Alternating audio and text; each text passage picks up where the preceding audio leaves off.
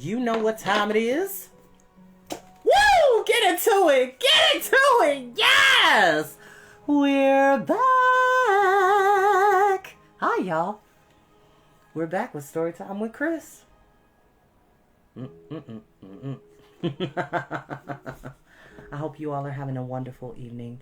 And as always, you don't have to watch these videos when they go live. You're more than welcome to watch them in your downtime, nap time, max relaxing, chillaxing, in between time, break time. Anytime you want to hear a highly animated voice, bring you wonderful magical stories of fantasy, science fiction, adventure, and many, many more in between. We're going to go ahead and get started. We're back with a series of unfortunate events. The Wide Window, Book 3 by Lemony Snicket. And no, I don't own the music that is being played in the background. But I hope you all are having a great evening. I've had a great day thus far. A lot of pleasant surprises, genuinely speaking. A lot of pleasant surprises today. And I'm very grateful for those surprises. So, without further ado, let's go ahead and get started, okay? Alright. Actually, before I get started, I got myself some orange juice. I know it's odd to be drinking orange juice tonight. I just think it's a delicious beverage at any time.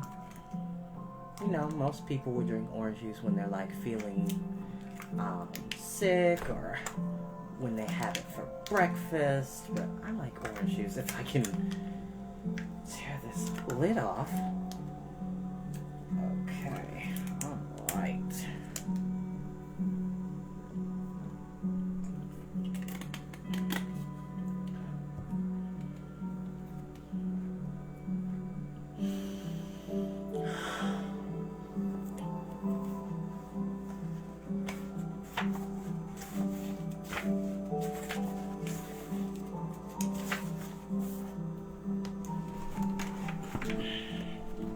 Chapter 8. When someone's tongue swells up due to an allergic reaction, it is often difficult to understand what they are saying. Blah, blah, blah, blah, blah, blah, blah, blah, Klaus said as the three children got out of the taxi and headed toward the peeling white door of Aunt Josephine's house. I don't understand what you're saying, Violet said, scratching at a hive on her neck that was the exact shape of the state of Minnesota. Blah, blah, blah, blah, blah, blah. Klaus repeated, or perhaps he was saying something else. I haven't the faintest idea. Never mind, Violet said, opening the door and ushering her siblings inside. Now you have time that you need to figure out whatever it is that you're figuring out. Blah, blah, blah, Klaus blubbered. I still can't understand you, Violet said. She took Sonny's coat off and then her own, and dropped them both on the floor. Normally, of course, one should hang up one's coat on a hook or in a closet, but itchy hives are very irritating and tend to make one abandon such matters. I'm going to assume, Klaus, that you said something in agreement. Now, unless you need us to help you, I'm going to give Sonny and myself a baking soda bath to help our hives.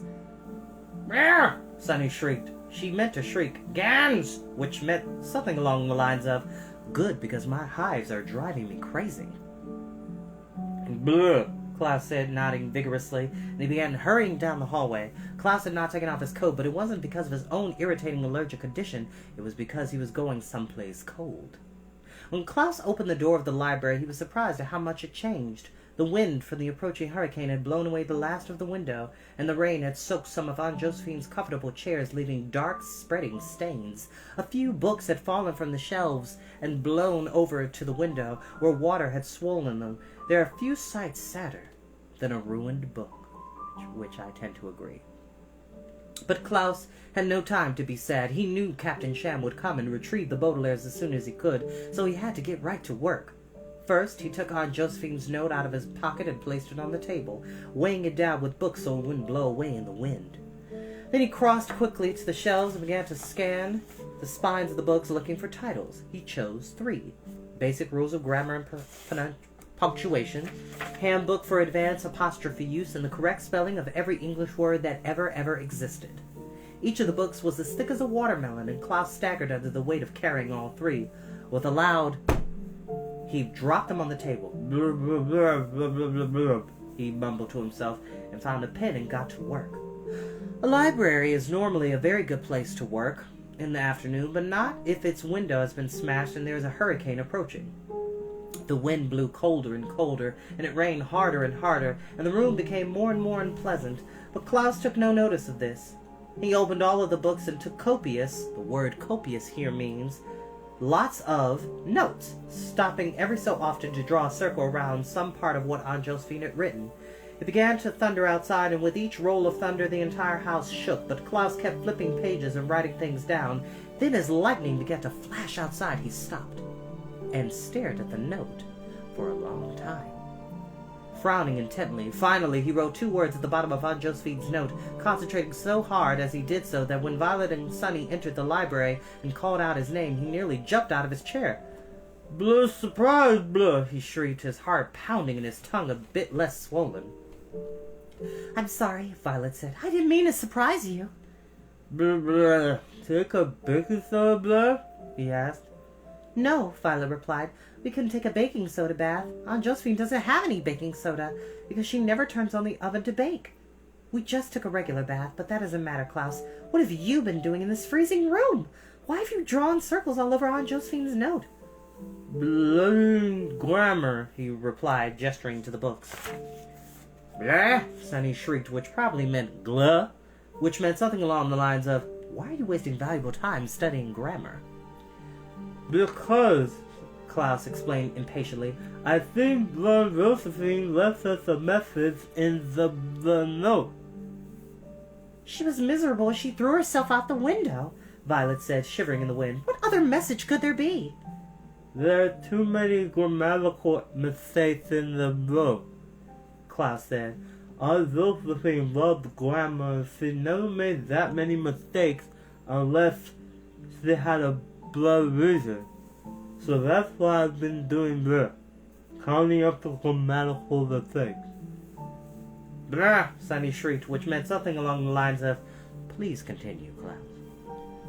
Klaus wiped a few raindrops off his glasses and looked down at his notes. "Well, we already know that the first sentence uses the wrong it's. I think that was to get our attention. But look at the second sentence. My heart is as cold as ice. I find life unbearable."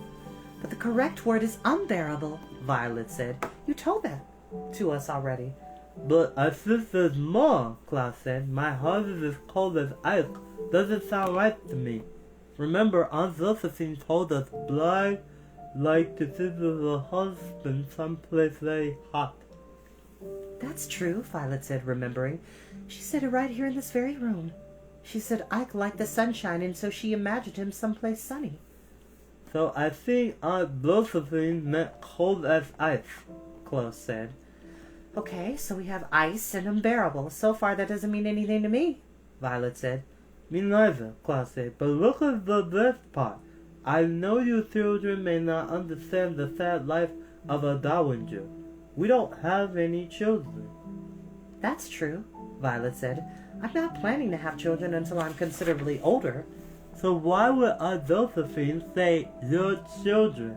I think she meant you children. And I looked up dowager in the correct spelling of every English word that ever existed." "Why?"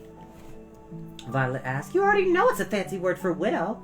"It is a fancy word for widow," Klaus replied, "but it's spelled dowager. Aunt Josephine added an extra D." "Cold as ice," Violet said, counting on her fingers. "Unbearable, you children, and an extra D in dowager. That's not much of a message, Klaus." "Let me say this," Klaus said. "I discovered even more grammatical mistakes. When she wrote, 'Oh, what would have led me to this desperate act,' she meant what would have led me. And the word act, of course, is spelled with a C." "Crake!" Sunny shrieked, which meant, "Thinking about all this is making me dizzy." "Me too, Sunny," Violet said, lifting her sister up so she could sit on the table. "But let him finish."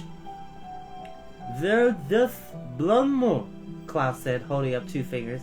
"One, she calls Captain Sam a kind and honorable man, when she should have said a kind and honorable man." In the last sentence, Aunt Josephine wrote, "Please think of me kindly even though I've done this terrible thing. But according to the Handbook of Advanced Apostrophe Youth, she should have written even though I've done this terrible thing." But so what? Violet asked. What do all these mistakes mean? Klaus smiled and showed his sisters the 2 words he had written on the bottom of the note. "Curdled Cave," he read out loud. "Curdled Vik?" Sonny asked, which meant curdled what? "Curdled Cave," Klaus repeated. "If you take all the letters involved in the grammatical mistakes, that's what it spells. Look, C for ice instead of Ike, U for unbearable instead of unbearable, the extra R in your children instead of you children, and the extra D in dowager, LED for lead instead of leaded, C for act instead of act, A for man instead of men, and VE for I've instead of I'd. That spells curdled cave. Don't you see? Aunt Josephine knew she was making grammatical errors, and she knew we'd spot them. She was leaving us a message, and the message is curdled. A great gust of wind interrupted Klaus as he came through the shattering window and shook the library as if it were maracas, a word which describes rattling percussion instruments used in Latin American music. Everything rattled wildly around the room as the wind flew through it. Chairs and footstools flipped over and fell to the floor with their legs in the air. The bookshelves rattled so hard that some of the heaviest books in Aunt Josephine's collection spun off into puddles of rainwater on the floor. And the Baudelaire orphans were jerked violently to the ground as a streak of lightning flashed across the darkening sky. "Let's get out of here!" Violet shouted over the noise of the thunder and grabbed her siblings by the hand. The wind was blowing so hard the Baudelaires felt as if they were climbing an enormous hill instead of walking to the door of the library. The orphans were quite out of breath by the time they shut the library door behind them.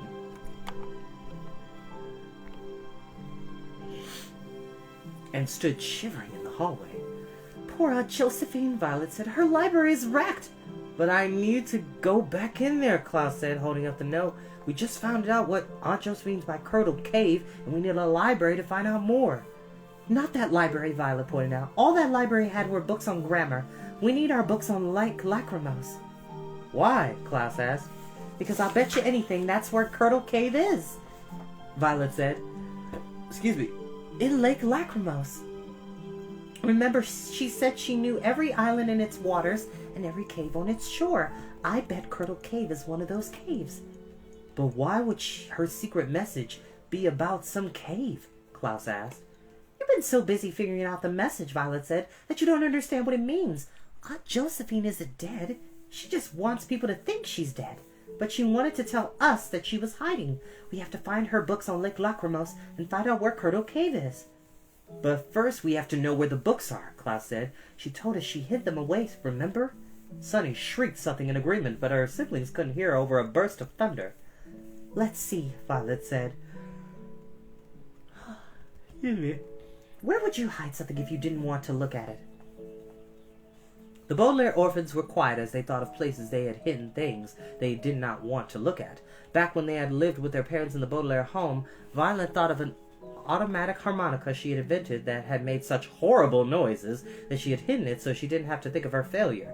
Klaus thought of a book on the Franco-Perusian War that was so difficult that he had hidden it so as not to be reminded that he wasn't old enough to read it. And Sonny thought of a piece of stone that was too hard for her even sharpest tooth, and how she had hidden it so her jaw would no longer ache from her many attempts at conquering it. And all 3 Baudelaire orphans thought of the hiding place they had chosen. "Underneath the bed," Violet said. "Underneath the bed," Klaus agreed. "Sikait," Sonny agreed, and without another word, the 3 children ran down the hallway to Aunt Josephine's room. Normally, it's not polite to go into somebody else's room without knocking, but you can make an exception if the person is dead, or pretending to be dead. And the Baudelaires went right out inside. Aunt Josephine's room was similar to the orphans', with a navy blue bedspread on the bed and a pile of tin cans in the corner. There was a small window looking out onto the rain-soaked hill and a pile of new grammar books by the side of the bed that Aunt Josephine had not started reading, and I'm sad to say would never read. But the only part of the room that interested the children was underneath the bed, and the three of them knelt down to look there. Aunt Josephine apparently had plenty of things she did not want to look at any more. Underneath the bed there were pots and pans, which she didn't want to look at because they reminded her of the stove. There were ugly socks somebody had given her as a gift that were too ugly for human eyes, and the Baudelaires were sad to see a framed photograph of a kind-looking man with a handful of crackers in one hand and his lips pursed as if he were whistling. It was Ike, and the Baudelaires knew she had placed his photograph there because she was too sad to look at it. But behind one of the biggest pots was a stack of books, and the orphans immediately reached for it. The Tides of Lake Lachrymose, Violet said, reading the title of the top book. That won't help. The Bottom of Lake Lachrymose, Klaus said, reading the next one. That's not useful. Lachrymose trout? Violet read. The History of the Damalcus Dock region, Klaus read. Ivan Lachrymose Lake Explorer, Violet read. How Water is Made, Klaus read. A Lachrymose Atlas, Violet said. Atlas? That's perfect, Klaus cried. An atlas is a book of maps. There was a flash of lightning outside the window, and it began to rain harder, making a sound on the roof like somebody was dropping marbles on it. Without another word, the Baudelaires opened the atlas and began flipping pages. They saw map after map of the lake, but they couldn't find Curdled Cave. This book is 478 pages long, Klaus exclaimed, looking at the last page of the atlas. It'll take forever to find Curdled Cave. We don't have forever, Violet said. Captain Champ is probably on his way here now. Use the index in the back. Look under Curdled. Klaus flipped to the index, which I'm sure you know is an alphabetical list of each thing a book contains and what page it's on. Klaus ran his fingers down the list of the C words, muttering out loud to himself. Carp Cove, Chartreuse Island, Cloudy Cliffs, Condiment Bay, Curdled Cave! Here it is! Curdled Cave! Page 104. Quickly, Klaus flipped to the correct page and looked at the detailed map. Curdled Cave, where is it? There it is! Violet pointed a finger at the tiny spot on the page marked Curdled Cave. Directly across from Damalcus Dock and just west of the Lavender Lighthouse. Let's go! Go? Klaus said. How will we get across the lake? The Fickle Ferry will take us, Violet said, pointing at a dotted line on the map. Look, the ferry goes right to the Lavender Lighthouse, and we can walk from there. We're going to walk to Damascus Dock in all this rain? Klaus asked. We don't have any choice, Violet answered. We have to prove that Aunt Josephine is still alive, or else Captain Champ gets us. I just hope she is still, Klaus started to say, but he stopped himself and pointed out the window. Look! Violet and Sunny looked. The window in Aunt Josephine's bedroom looked out onto the hill, and the orphans could see one of the spidery metal stilts that kept Aunt Josephine's house from falling into the lake, but they could also see that this stilt had been badly damaged by the howling storm. There was a large black burn mark, undoubtedly from lightning, and the wind had bent the stilt into an uneasy curve. As the storm raged around them, the orphans watched the stilt struggle to stay attached. Tafka! Sunny shrieked, which meant, we have to get out of here right now. Sunny's right, Violet said. Grab the atlas and let's go. Klaus grabbed a Lachrymose atlas, not wanting to think what would happen if they were still leafing through the book and had not looked up at the window. As the youngster stood up, the wind rose to a feverish pitch, a phrase which here means it shook the house and sent all three orphans toppling to the floor. Violet fell across one of the bedposts and banged her knee. Klaus fell across the cold radiator and banged his foot, and Sunny fell into a pile of tin cans and banged everything. The whole room seemed to lurch slightly to one side as the orphans staggered back to their feet. Come on! Violet screamed and grabbed Sunny. The orphans scurried out to the hallway and toward the front door. A piece of the ceiling had come off and rainwater was steadily pouring onto the carpet, splattering the orphans as they ran underneath it. The house gave another lurch, and the children toppled to the floor. Aunt Josephine's house was starting to slip off the hill. Come on! Violet screamed again, and the orphans stumbled up the tilted hallway to the door, slipping in puddles and on their own frightened feet. Klaus was the first to reach the front door and yanked it open as the house gave another lurch, followed by a horrible, horrible crunching sound.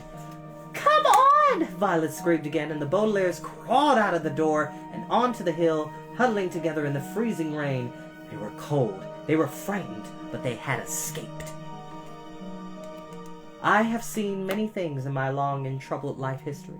I've seen a series of corridors built entirely out of human skulls. I've seen a volcano erupt and send a wall of lava crawling toward a small village. I've seen a woman I loved picked up an enormous eagle and flown to its high mountain nest. But I still cannot imagine what it was like to watch Aunt Josephine's house topple into Lake Lachrymose. My own research tells me that the children watched in mute amazement as the peeling wide door slammed shut and began to crumble, as you might crumble a piece of paper into a ball. I have been told that the children hugged each other even more tightly as they heard the rough and ear-splitting noise of their home breaking loose from the side of the hill. But I cannot tell you how it felt to watch the whole building fall down, down, down, and hit the dark and stormy waters of the lake below.